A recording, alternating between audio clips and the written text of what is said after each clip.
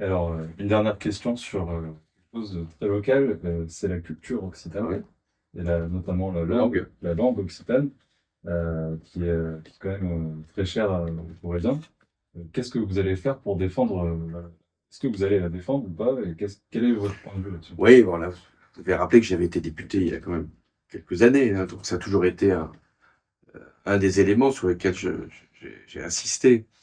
Et comme président de la République, j'avais voulu qu'il puisse y avoir une reconnaissance des langues régionales, de la charte des langues régionales. Et donc, j'avais souhaité qu'il y ait même une modification de la Constitution pour préserver et garantir pratique des langues régionales. Je continuerai dans ce combat. Et donc cette charte européenne, elle a été... La charte européenne, la droite n'a pas voulu la voter. Vous l'avez signée, vous l'avez... Non seulement je l'ai signée, mais je l'ai présentée même au Parlement. D'accord, donc là-dessus, on verra si ça peut avancer encore.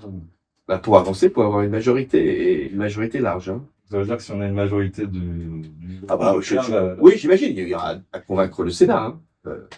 Parce que il faut une révision constitutionnelle. Mais au-delà de la révision constitutionnelle pour la reconnaissance de la charte des langues, charte européenne hein, des langues, je pense qu'il est très important d'aider les pratiques qui se font dans les milieux scolaires pour les langues régionales.